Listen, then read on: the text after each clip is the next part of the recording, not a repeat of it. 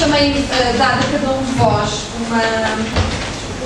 exemplar dos exercícios que Matthew Lipman e Anne Sharp fizeram para acompanhar um bocadinho da pílula que nós trabalhamos. Se repararem, há uma série de exercícios e no fim de cada exercício tem uma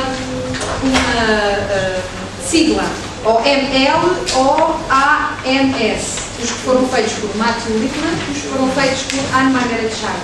Eles identificaram que Lipman escrevia as novels, as histórias, e depois ambos construíam estes manuais em conjunto.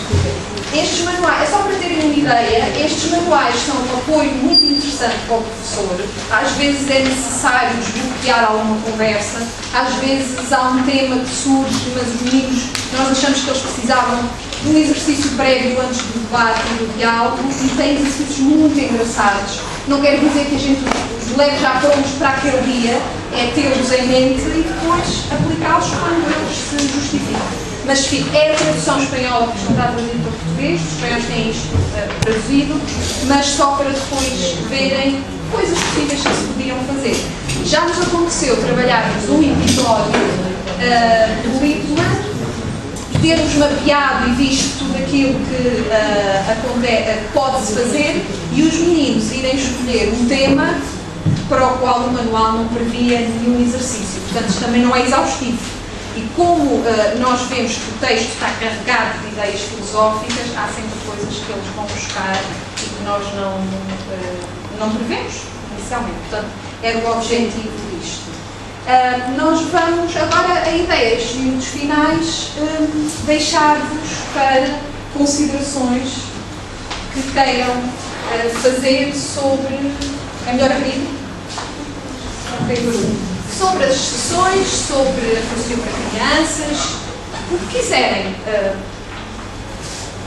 partilhar. Agora calamos. Posso? Então é assim, eu gostei muito desta sessão, gostei particularmente dos aspectos práticos que anunciou, porque ao longo do meu percurso profissional acho sempre que aprendi mais com os pares e com as questões práticas de pôr as pessoas a falar entre si, a partilhar experiências, do que propriamente nas formações académicas que tive. E acho que, às vezes, o ensino superior tem esta tendência de se afastar muito da prática.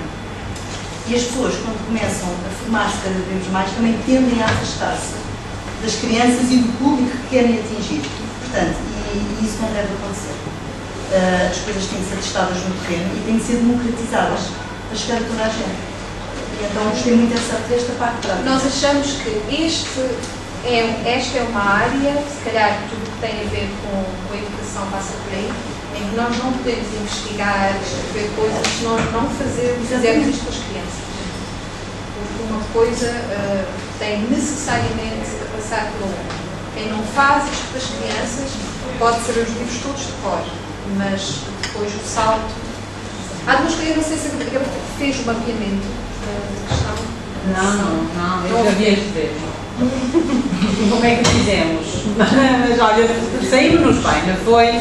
Lá pusemos as nossas questões, foi muito engraçado. Porque uma coisa que se pode também fazer há um modelo de observação que também é interessante para dar todos uma pós-graduação em si, que é do professor Michel Sasseville. Mas há uma ferramenta importante que a SAPER utiliza, que é mapear a sessão.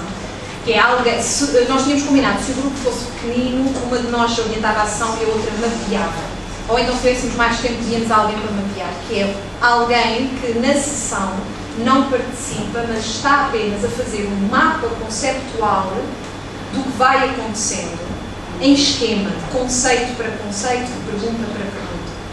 Porque, no fim, é muito interessante que o momento de avaliação seja olharmos, normalmente fazemos isto com umas folhas grandes, olharmos ao quadro para a folha e vermos, nós não temos a noção quando estamos a discutir e a debater, vermos o percurso que fizemos, os saltos que demos, por onde é que fomos.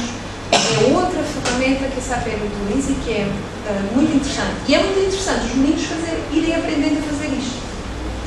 É muito, muito engraçado. Pois isso remete-nos um bocado para aquilo que eu estava a dizer há bocado. das condições também que há para fazer isto, porque no segundo e terceiro ciclo, com turmas de 30 alunos e um professor, sobretudo no segundo ciclo, que ainda são pequenos, é muito difícil fazer um diálogo. Quase impossível. 30 alunos é muito aluno, tinha que ser 15, tinha que ser parcerias. Eu não sei que se fizesse com um par pedagógico, por exemplo. Nós temos um grupo, uma escola em Ponta Delgada, em Vila Franca, os professores de filosofia, por iniciativa própria, porque gostam do projeto, foram nossos alunos e vieram ter connosco fazer a nossa formação, vão fazer a pós-graduação, e decidiram propor eles próprios à escola, uma escola pública, de começar com os meninos, eles primeiro iam para o 5º e 6º ano, mas os professores de 5º e 6º ano não estavam muito à vontade, e as professoras do primeiro ciclo estavam inquietas para os receberem na sua sala. Então estão a preparar, em par pedagógico, de começar a fazer com os meninos por iniciativa própria. Também os professores de filosofia estão a ficar com horários reduzidos, não é? Também é uma maneira da escola conseguir resolver esse problema, e aí, se for em par, até é possível dividir. Sim, não, eu faço com esta minha colega, estamos no mesmo agrupamento, ela dizer o ciclo social, nós fizemos uma proposta exatamente nesse sentido, eu ia fazer partilha com ela ao primeiro ciclo. Vamos ver se vai ser aceito. E o meu teu, não é? E assim, O livro deve conhecer A Pensar a Brincar, de Dina Mendonça. Ela é da área de filosofia e funções socioculturais e ela trabalha neste o sistema é muito rígido e é muito condicionado por imensas normas e às vezes não. Isso é uma grande condicionante. As escolas têm muita coisa a acontecer, os professores têm muita coisa a acontecer.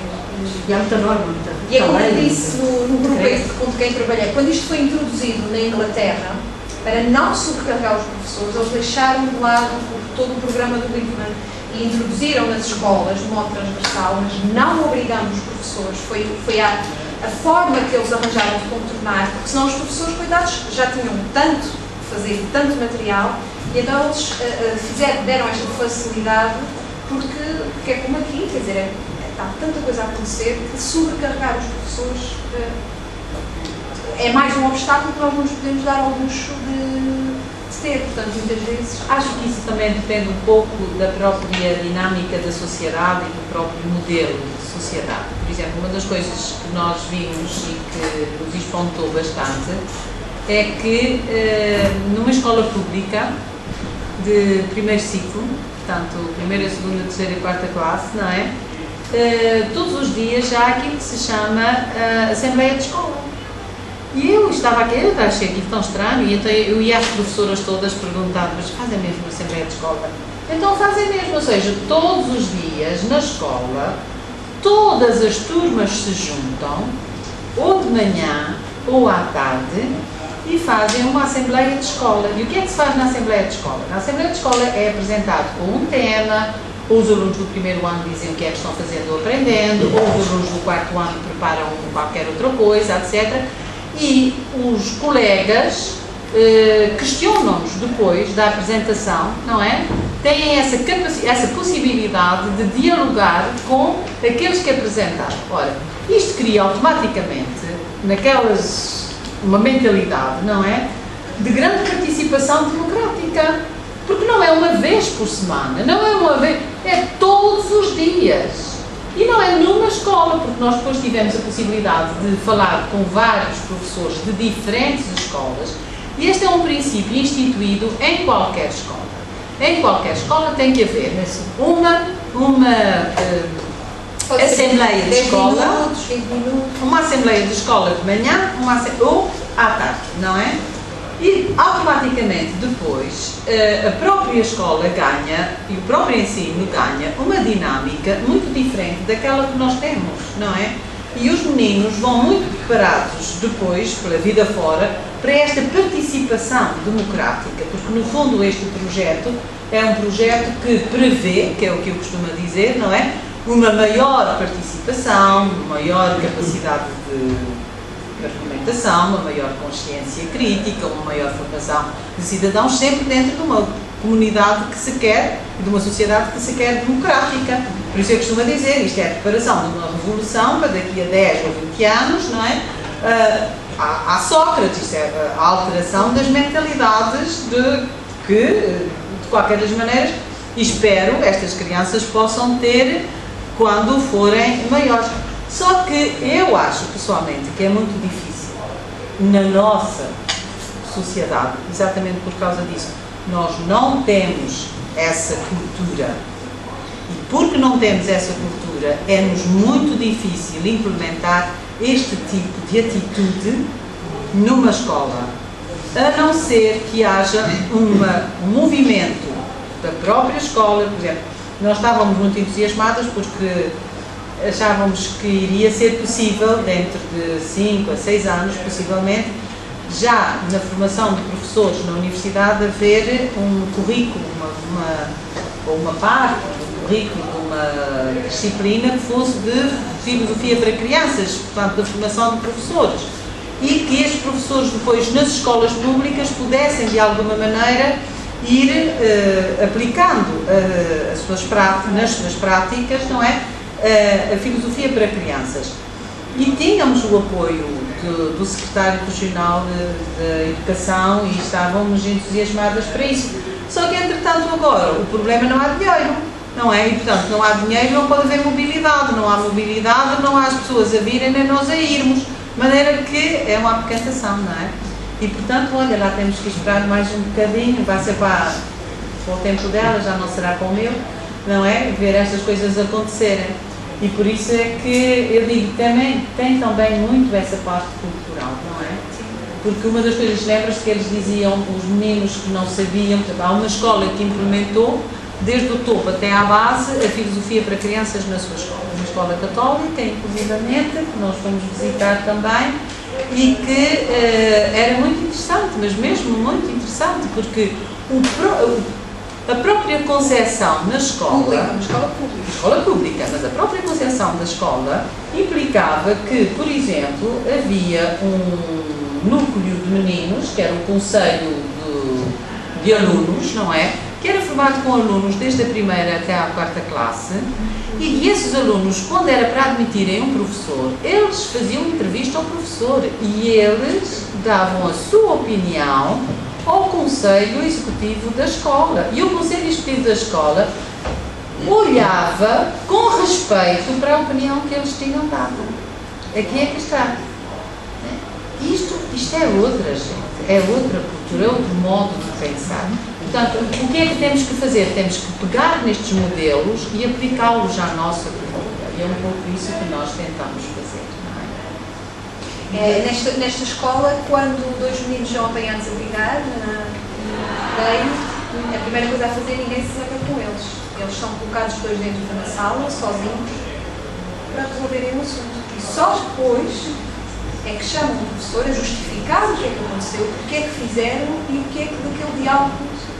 Ou seja, e eles próprios, a diretora da escola falou connosco e disse: nós acarinhamos o projeto social das crianças não só como uma atividade que está desenvolvida curricularmente, mas os pressupostos da filosofia para crianças são adotados no modo e na lógica de funcionamento da escola. Se isto acontece, é óbvio que a vida dos facilitadores das sessões está facilitada, não é? Porque tudo está adequado àquele modelo. Mas é claro que isto é outro mundo, não é? Os ingleses trabalhavam muito depressa e eles acordaram para isto nos anos 80 e neste momento está muito estruturado, muito...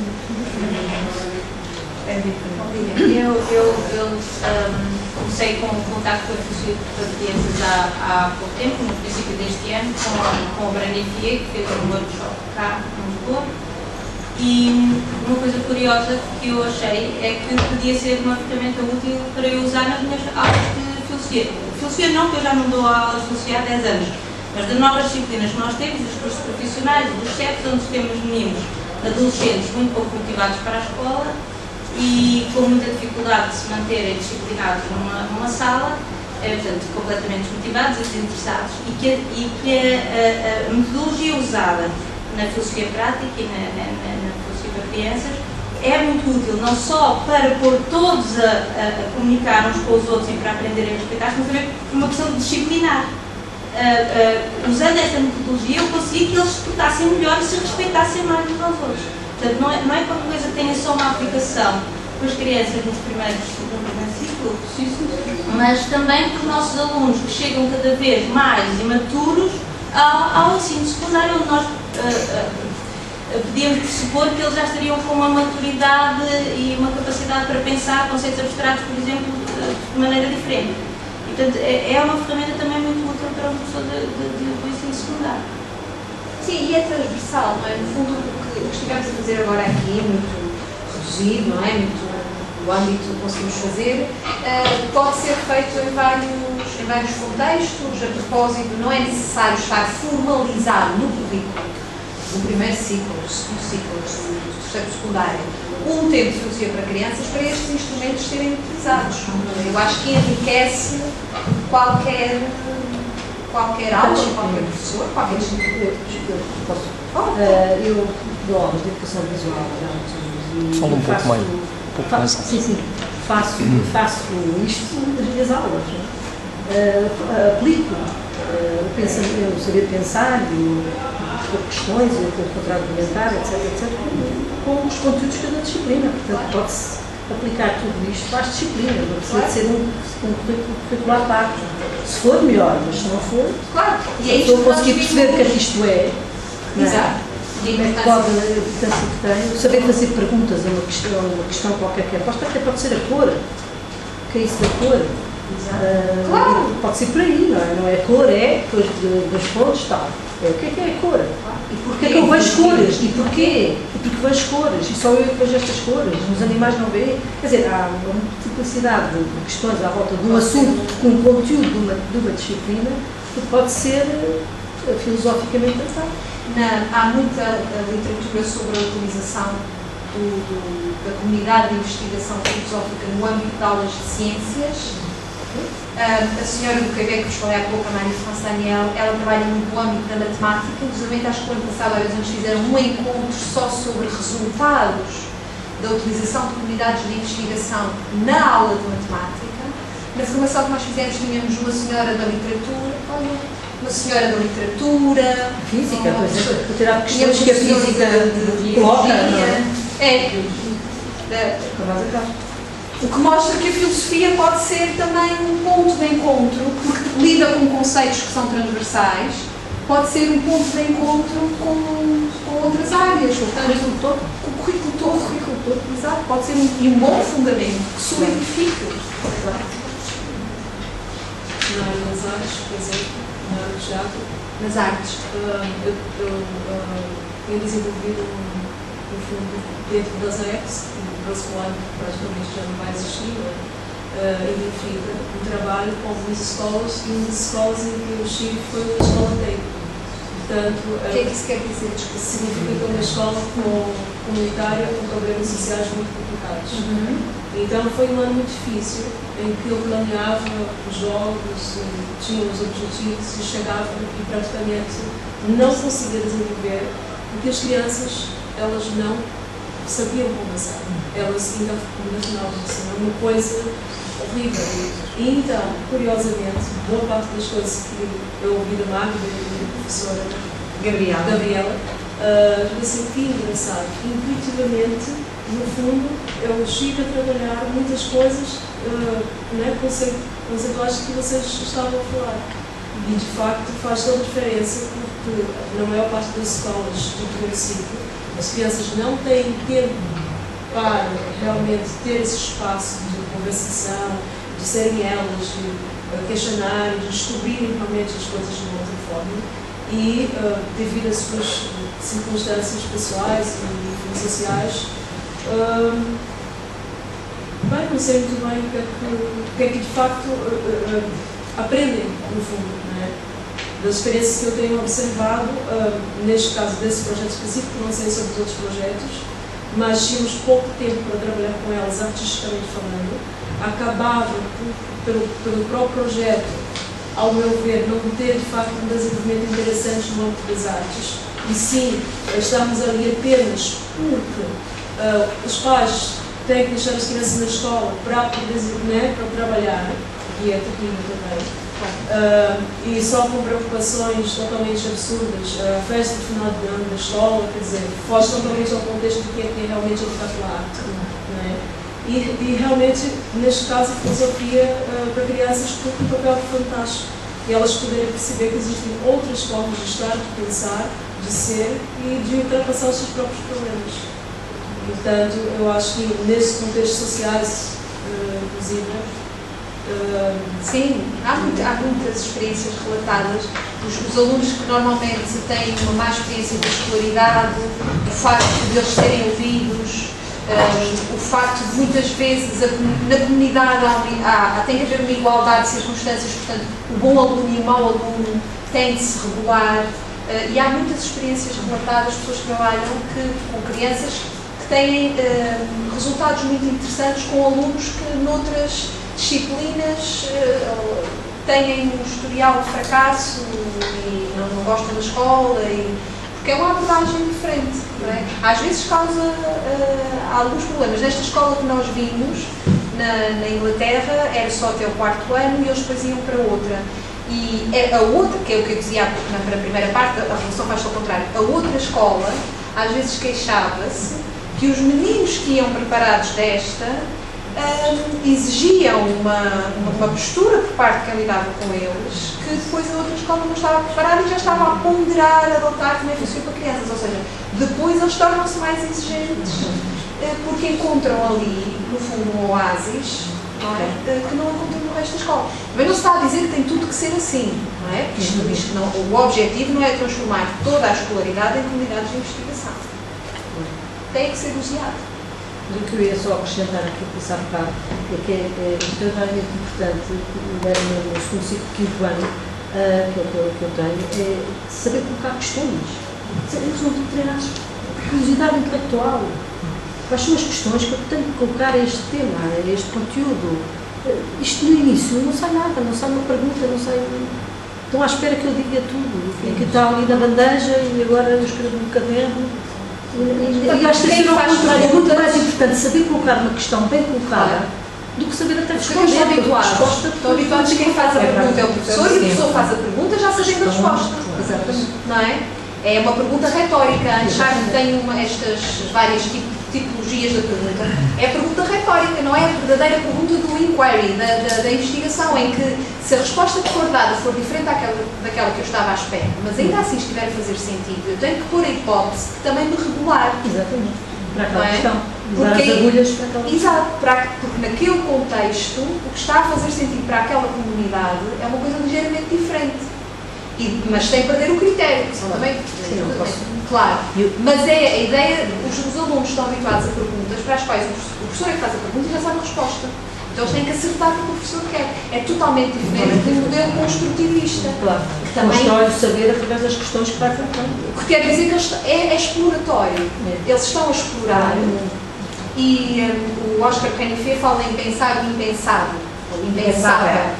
E é também um pouco nesta ideia de estamos a desbravar território com aquela comunidade a experimentar.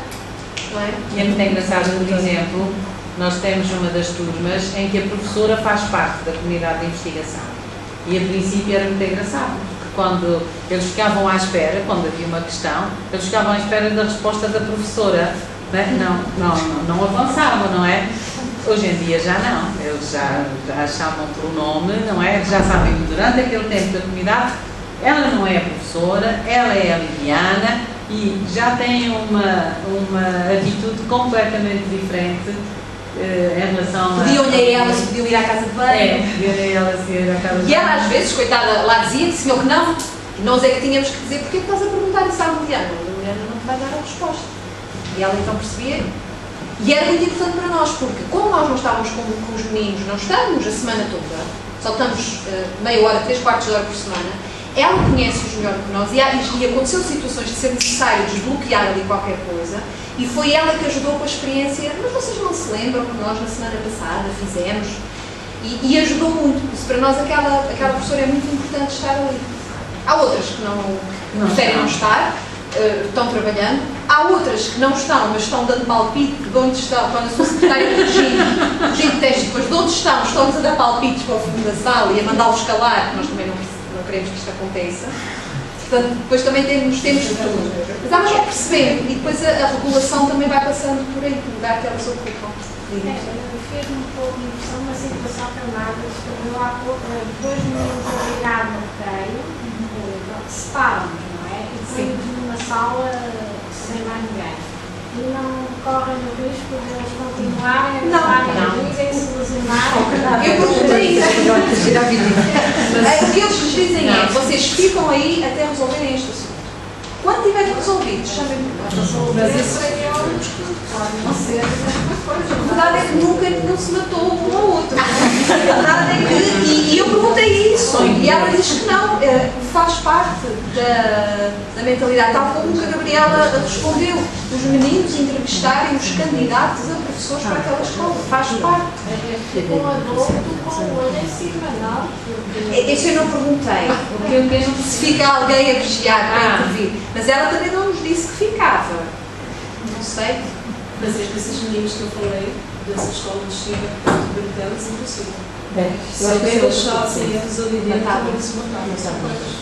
É cultural e é uma coisa que toda a escola adota. Eles, quando entram para aquela escola, entram para aquele modo. Por exemplo, no México, nós fomos a uma escola em que íamos pelos corredores. Esta escola era particular, mas nós íamos no recreio, íamos pelos corredores e havia algum barulho dos meninos. E a senhora que ia connosco, que era a professora, chegou ao pé deles e nada disso, fez assim. E eles em 2 minutos pararam e fizeram assim. E então isto queria dizer silêncio, era para escuto, silêncio e respeito, já não me recordo, e era à vontade, era um procedimento geral. Portanto, quando algum professor passava e fazia isto, eles imediatamente tinham que parar e fazer. Eles pararam e fizeram. Nas sessões de filosofia para crianças, quando havia instalado o caos, bastava a professora fazer isto e eles todos paravam e faziam isto. E funcionava, professora. Como? Não sei, funcionava. E não se julgue que a questão do castigo, que era uma questão fora da questão, portanto, aquilo que antigamente nós dizíamos, agora tu vais para ali de castigo, não é? É diferente, portanto, está na comunidade de investigação, não é? Está desassossegado por qualquer razão aquilo não lhe está interessando. Por qualquer razão ele está desassossegado por causa daquilo, não é? E então o professor, ou orientador, o animador, como se queira chamar, diz: queres sair um bocadinho, vais até ali àquela secretária, não é? Ficas ali a pensar um bocadinho e quando achares que estás em condições de voltar, então voltas. E eu achei aquilo muito interessante. O menino foi, sentou-se na cadeirinha, eu só pensava estar de castigo. E depois, não deve estar de castigo. O menino lá ficou, na cadeirinha, sentado. Quando ele achou que estava em condições de voltar para a comunidade, ele não voltou assim sem mais nem menos. Ele pôs-se atrás da animadora, à espera que terminasse aquela parte da sessão, e depois bateu e ela perguntou-lhe: já estás em condições de regressar? Ele disse: já. Então já te podes sentar. Portanto, há uma corresponsabilidade da presença e da pertença, que é desde pequenino. Aqui é que está. Que é desde pequenino. Portanto, eles já sabem esses mecanismos.